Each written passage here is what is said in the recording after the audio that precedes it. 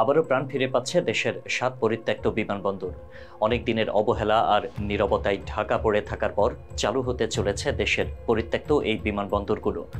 দীর্ঘ সময় ধরে বন্ধ থাকা ৭টি বিমানবন্দর নতুন করে চালু করতে উদ্যোগ নিয়েছে বর্তমান অন্তর্বর্তী সরকার।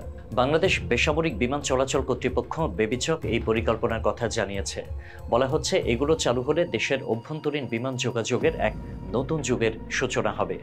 বর্তমানে দেশে মোট ২৮টি বিমানবন্দর রয়েছে, কিন্তু এর মধ্যে বেশিরভাগই অব্যবহৃত, নির্মাণাধীন বা পরিত্যক্ত। এখন পর্যন্ত অভ্যন্তরীণ রুটে চালু আছে মাত্র ৮টি বিমানবন্দর: ঢাকা, চট্টগ্রাম, রাজশাহী, সিলেট, বরিশাল, যশোর, সৈয়দপুর ও কক্সবাজার। এর মধ্যে ৩টি আন্তর্জাতিক বিমানবন্দর। এতদিন অব্যবহৃত পড়ে থাকা বেশ কয়েকটি গুরুত্বপূর্ণ বিমানবন্দরকে আবারও সচল করার কাজ শুরু হয়েছে।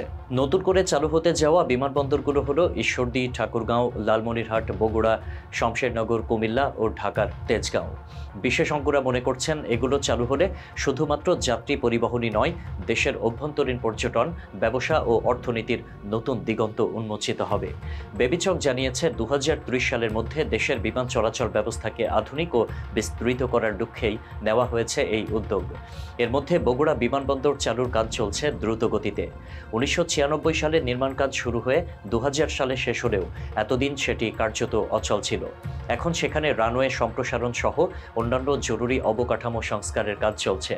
আশা করা হচ্ছে আগামী জুনের মধ্যে সব কাজ শেষ করে জুলাই মাস থেকে সেখানে বিমান চলাচল শুরু করা যাবে। নতুন করে সচল হতে যাওয়া প্রতিটি বিমানবন্দর বিশেষ গুরুত্ব বহন করে। যেমন ঈশ্বরদী বিমানবন্দর রূপপুর পারমাণবিক বিদ্যুৎ কেন্দ্রের কাছাকাছি হওয়ায় তা এখন একটি কৌশলগত অবস্থানে রয়েছে। একইভাবে ঠাকুরগাঁও ও লালমনিরহাট বিমানবন্দর চালু হলে উত্তরাঞ্চলের মানুষের ভ্রমণ সহজ হবে। শমশেরনগর বিমানবন্দর চালু হলে মৌলভীবাজার অঞ্চলের পর্যটন শিল্পে ব্যাপক গতি আসবে।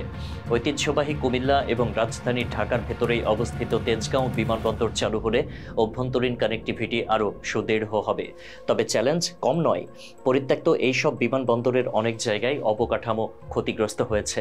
কোথাও সীমানা প্রাচীর ভেঙে পড়েছে, কোথাও রানওয়ের ওপর দিয়ে গবাদি পশু বিচরণ করছে, কোথাও আবার নিরাপত্তা চৌকি পর্যন্ত নেই। রানওয়ের দৈর্ঘ্যও অনেক জায়গায় কম, যা বড় বিমানের ওঠানামার জন্য যথোপযুক্ত নয়। আগামী বছরের মধ্যে অন্তত ৩টি পরিত্যক্ত বিমানবন্দর সচল করার পরিকল্পনা নেওয়া হয়েছে।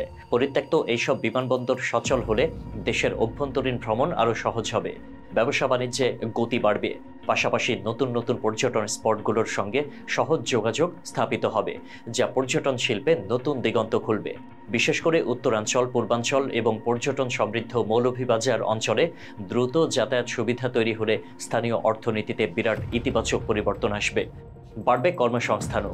সব মিলিয়ে দেশের সামগ্রিক উন্নয়ন প্রক্রিয়ায় বড় অবদান রাখবে এই উদ্যোগ।